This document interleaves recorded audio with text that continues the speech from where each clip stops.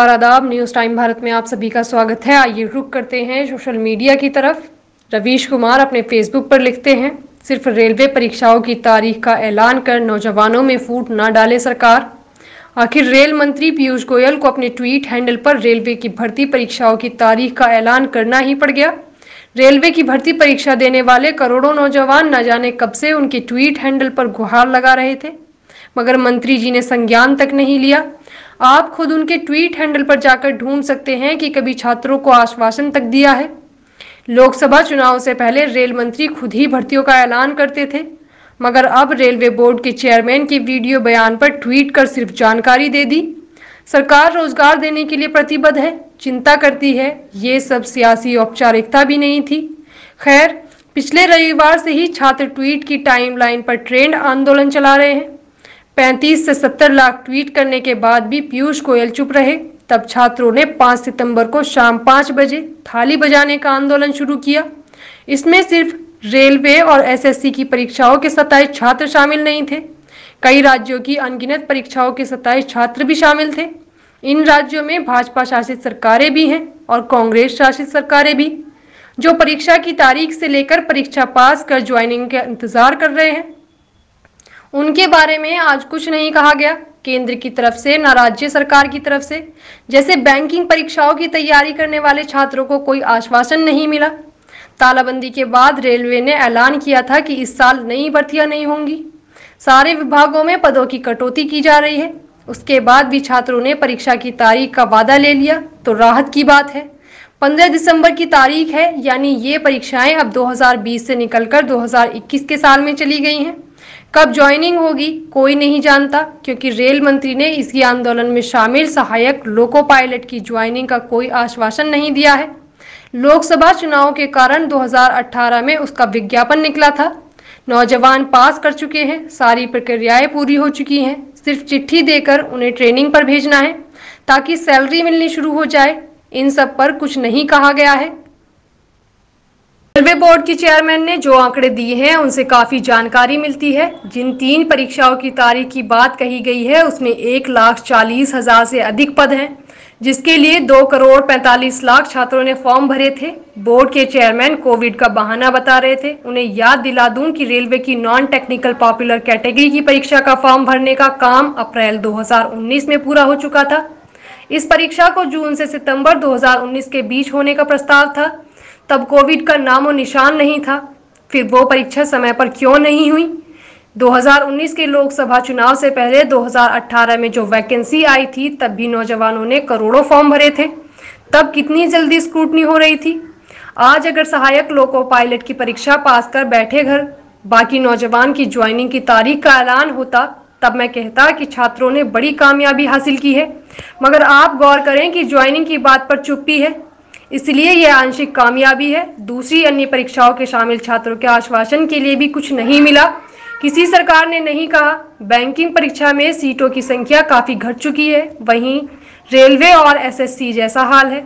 इसलिए तारीख के ऐलान में ये न समझे कि रेलवे ज्वाइनिंग को लेकर वचनबद्ध और प्रतिबद्ध है।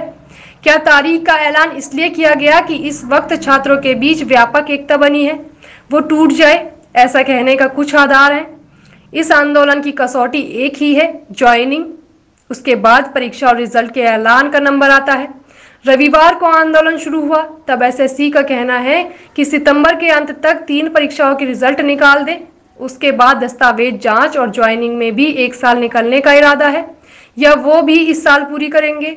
इस पर कोई जवाब नहीं आया, कोई मंत्री सामने आए तब तो पता चले कि सरकार इस आंदोलन से हिल गई है। खैर, एसएससी के छात्रों को सितंबर के बाद ही पता चल जाएगा कि उनकी ज्वाइनिंग को लेकर सरकार कितनी ईमानदार है। क्या यह विपक्ष की जीत है? मूल रूप से आंदोलन छात्रों का अपना था, मगर विपक्ष ने भी अपना समर्थन दिया। राहुल गांधी, प्रियंका गांधी, अखिलेश यादव और तेजस्वी यादव ने लगातार ये मुद्दा उठाया। अगर सहायक लोको पायलट की परीक्षा पास कर बैठे बाकी नौजवान की ज्वाइनिंग की तारीख का ऐलान होता है, तब मैं कहता कि छात्रों ने बड़ी कामयाबी हासिल की है। मगर आप गौर करें कि ज्वाइनिंग की बात पर चुप्पी है, इसलिए ये आंशिक कामयाबी है। दूसरी अन्य परीक्षाओं के शामिल छात्रों के आश्वासन के लिए भी कुछ नहीं मिला। किसी सरकार ने नहीं कहा। बैंकिंग परीक्षाओं में सीटों की संख्या काफ़ी घट चुकी है, वहाँ भी रेलवे और एसएससी जैसा हाल है। इसीलिए तारीख के ऐलान में ये न समझे कि रेलवे ज्वाइनिंग को लेकर वचनबद्ध और प्रतिबद्ध है। क्या तारीख का ऐलान इसलिए किया गया कि इस वक्त छात्रों के बीच व्यापक एकता बनी है वो टूट जाए? ऐसा कहने के कुछ आधार हैं। इस आंदोलन की कसौटी एक ही है, ज्वाइनिंग। उसके बाद परीक्षा और रिजल्ट के ऐलान का नंबर आता है। रविवार को आंदोलन शुरू हुआ, तब एसएससी को कहना पड़ा कि सितंबर के अंत तक 3 परीक्षाओं के रिजल्ट निकाल लें। उसके बाद दस्तावेज जांच और ज्वाइनिंग में भी 1 साल निकालने का इरादा है, या वो भी इसी साल पूरा करेंगे। इस पर कोई जवाब नहीं आया। कोई मंत्री सामने आए तब तो पता चले कि सरकार इस आंदोलन से हिल गई है। खैर, एसएससी की छात्रों के सितंबर के बाद ही पता चलेगा कि उनकी ज्वाइनिंग को लेकर सरकार कितनी ईमानदार है। क्या ये विपक्ष की जीत है? मूल रूप से आंदोलन छात्रों का अपना था, मगर विपक्ष ने भी अपना समर्थन दिया। राहुल गांधी, प्रियंका गांधी, अखिलेश यादव और तेजस्वी यादव ने लगातार ये मुद्दा उठाया। उनकी पार्टी के कार्यकर्ताओं ने आंदोलन भी किया और लाठियां भी खाई। राजनीति टिप्पणीकार मेरी इस बात को खास तौर से नोट करें कि छात्रों ने विपक्ष के आंदोलन से सचेत दूरी बनाए रखी। प्रधानमंत्री के यूट्यूब वीडियो को डिसलाइक करने लगे, लेकिन उसी रफ्तार से राहुल या प्रियंका के उन्हीं के मुद्दों पर किए गए ट्वीट की लाइक की संख्या बढ़ने से बचते रहे। इस ट्रेंड को नोट किया जाना चाहिए। विपक्ष से दूरी और सरकार से नजदीकी से छात्रों को क्या मिला, इसका हिसाब वही बेहतर करेंगे। लेकिन लोकतंत्र का तराजू इस तरह से बैलेंस नहीं होता है। दूसरी तरफ कांग्रेस शासित सरकारों को सरकारी भर्तियों के मामले में कुछ अलग और क्रांतिकारी करने की जरूरत है, ताकि छात्रों में विश्वसनीयता बने। एक ही छात्र जो राज्य में पीड़ित है, वही केंद्र से भी पीड़ित है। मैंने नौकरी सीरीज के दौरान प्राइम टाइम में कई बार कहा है और फेसबुक पर लिखा है कि जब तक आप अपनी अपनी परीक्षाओं की लड़ाई लड़ेंगे तब तक कुछ नहीं होगा। सबको अपनी और दूसरे की परीक्षा के लिए लड़ना होगा। बिहार के नौजवान को दिल्ली के लिए और मध्य प्रदेश के नौजवान को राजस्थान के लिए लड़ना होगा।